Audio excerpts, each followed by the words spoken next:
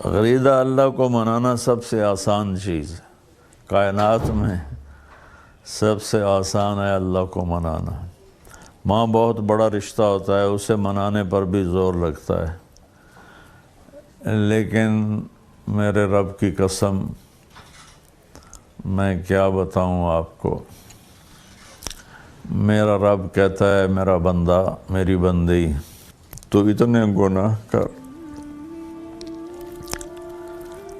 اتنے گناہ کر کہ زمین بھر دے، پھر زمین کے اوپر اپنے گناہوں کی تہ لگا،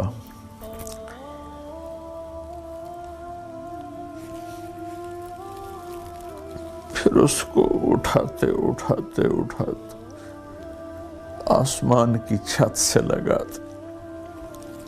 مجھے بتاؤ کون اتنے گناہ کر سکتا ہے؟ میرے رب کی قسم، پوری دنیا کے انسان جو مر گئے، جو زندہ، جو آئیں گے، پوری کائنات کے جنات جو مر گئے، جو زندہ، جو آئیں گے، یہ سارے مل جائیں اور قیامت تک گناہ کرتے رہے تو اتنے نہیں کر سکتے کہ آسمان تک چلے جائیں۔ اور میرا اللہ کہتا ہے طارق جمیل غریدہ، یہ لے زندگی، یہ لے طاقت، اور اتنے گناہ کر کے آسمان کی چھت کو لگ، پھر صرف ایک دفعہ مجھے کہنا یا اللہ معاف کر دے تو میں سارے معاف کر دوں گا، ولا ابالی، اور مجھے کوئی پرواہ نہیں ہوگی۔ بڑی کریم ذات سے ہمارا واسطہ ہے۔ میں اپنی تمام ساری قوم سے کہتا ہوں، دو بول بول دیں یا اللہ میری توبہ، سب معاف کر دے گا، پھر پلٹ کے پیچھے نہ جائیں اور اپنی توبہ پہ پکے ہو جائیں، چاہے حقوق اللہ ہیں، چاہے حقوق العباد ہیں، اس کی تلافی کی پھر کوشش کریں، پھر ٹوٹ جائے پھر توبہ کر لیں۔ میرے نبی کا فرمان ہے، دن میں 70 دفعہ توبہ ٹوٹے، 70 دفعہ توبہ کر لو تو اللہ تعالیٰ خوش رہتا ہے۔ تو اللہ سے معاملہ بڑا زبردست ہے، جتنی دفعہ ہم توبہ کریں گے اتنی دفعہ معاف کرے گا۔ وہ ایسا نہیں ہے کہ وہ کہے گا کہ مجھے جاوید چوہے صاحب میرے بہت پیارے دوست ہیں، بھائی ہیں، مجھے ان سے بہت محبت ہے، میں ان کی بہت قدر بھی کرتا ہوں، ان کے قلم کا مرید بھی ہوں میں۔ وہ مجھ سے کہنے لگے آپ یہ بات کرتے ہیں کہ جتنی دفعہ توبہ کرو اللہ معاف کرتا ہے، تو آپ کا نوکر 2-3 دفعہ کرے غلطی، آپ اس کو رکھیں گے، آپ نکال نہیں دیں گے؟ میں نے کہا آپ نے اللہ اور طارق جمیل کو ایک بنا دیا، میرا تو بیٹا اگر بار بار کرے گا میرے ساتھ زیادتی تو میں تو اس کو بیٹے کو نکال دوں گا، نوکر تو بعد کی چیز ہے، وہ تو اللہ ہے، وہ اللہ جس کی نہ کوئی ابتدا ہے نہ انتہا ہے، اسی طرح اس کی رحمت کی نہ ابتدا ہے نہ انتہا ہے۔ ساری کائنات مل کر گناہوں سے کائنات بھر دے، ایک دفعہ کہہ دیں یا اللہ معاف ہو گیا، جاؤ معاف کیا۔ تو میں ساری قوم سے اپیل کروں گا سب مل کر توبہ کریں، 2 نفل پڑھیں یا صرف زبان سے ہی کہہ دیں، لیکن پھر ایک شرط ہے پلٹ کے واپس نہ جائیں۔ اگر ہو جائے تو بھی کوئی مسئلہ نہیں، پھر دوبارہ توبہ کر لیں، پھر توبہ کر لیں، پھر توبہ کر لیں۔ ایک شخص تھا بنی اسرائیل میں، موسیٰ علیہ السلام کی قوم میں تھا، بہت گناہ گار تھا، بہت گندی زندگی تھی۔ جب وہ مرنے لگا تو اس نے اپنے بیٹوں سے کہا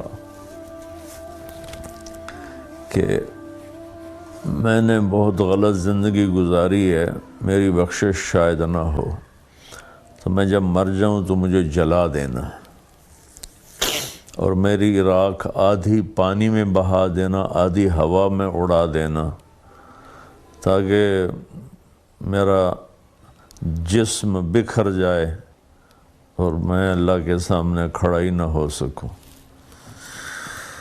تو انہوں نے اس کو جلا دیا، آدھی دریا میں بہا دی، آدھی ہوا میں اڑا دی۔ اللہ کریم قدیر نے اسے ایک ایک ذرے کو جمع کر کے اپنے سامنے کھڑا کیا۔ اللہ تعالیٰ نے فرمایا یہ تو نے کیوں کیا تھا؟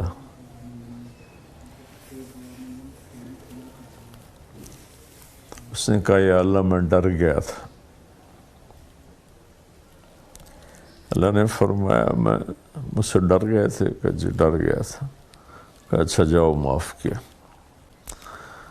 تو اللہ کو معاف کرنا بہت پسند ہے، بشرطے کہ حیا ہو، بشرطے کہ شرم ہو، ندامت ہو۔ لیکن اگر ایسا ہو کہ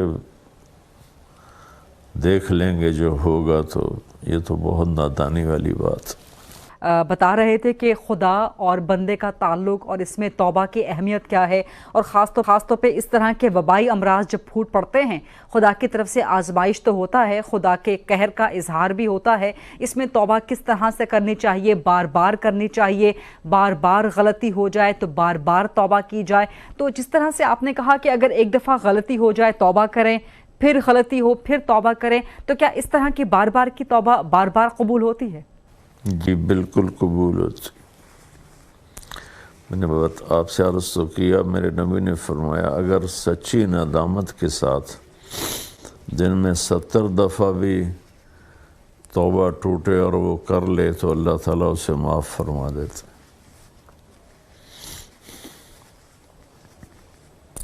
اصل میں ہم نے اللہ کی رحمت کو سمجھا ہی نہیں ہے، اس لیے مایوسی زیادہ ہے۔ درست، آپ نے فرمایا کہ دعا کرنے کے بہت سے طریقے ہیں، آپ خدا سے کسی بھی صورت میں دعا کر سکتے ہیں۔ تو لوگوں کی آگاہی کے لیے یہ بھی بتا دیجئے گا کہ اس طرح کی جو صورتحال ہے، خاص طور پہ وبائی امراض کی صورتحال، کرونا وائرس جیسی صورتحال، تو اس میں کون سی دعا کرنی چاہیے؟ کون سی دعا کرنے کا طریقہ مسنون ہے، احسن ہے؟ کیونکہ سوشل میڈیا پر بہت سی دعائیں چل رہی ہیں، خاص طور پہ لا الہ الا انت سبحانک انی کنت من الظالمین، تو کون کون سی دعائیں کرنی چاہیے؟ ذرا یہ فرما دیجئے گا۔ دعا پڑھنے کی چیز نہیں غریدہ، دعا مانگنے کی چیز ہے۔ درست، پڑھنے کو دعا نہیں کہتے، مانگنے کو دعا کہتے ہیں۔ اگر آپ نے دعا کی حقیقت سمجھنی ہو تو یہ مانگنے والوں کو دیکھیں کہ وہ چہرے پر کیسی مصنوعی مسکنت لاتے ہیں اور کس طرح فریادی بنتے ہیں، کہ ہمیں پتہ بھی ہوتا ہے کہ یہ پیشہ ور ہیں، پھر بھی ہم 10 50 100 روپے ان کی ہتھیلی پہ رکھ دیتے ہیں۔ دعا الفاظ کا نام نہیں ہے، دعا کیفیت کا نام ہے۔ وہ کیفیت اردو عربی کی محتاج نہیں، ورنہ گونگے کیسے مانگیں۔ وہ کیفیت انگلش فرینچ کی محتاج نہیں۔ اس کیفیت کے ساتھ جب اللہ کو پکارا جاتا ہے اور اس سے مانگا جاتا ہے تو وہ چیز دعا بن جاتی ہے۔ تو اللہ تعالیٰ ساغر صدیقی کی بخشش فرمائے، اس نے کہا تھا ہے دعا یاد مگر حرف دعا یاد نہیں۔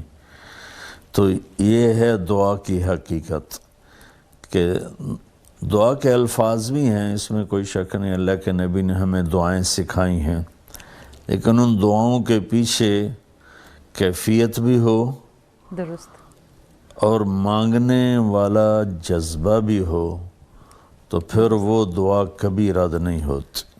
ٹھیک، تو دعا ہمارے ماحول میں ہے ہی نہیں، ہمارے ایسے رٹی رٹائے الفاظ ہوتے ہیں، وہ ہم پڑھ دیتے ہیں، پھر کہتے ہیں ساڑی سندا نہیں۔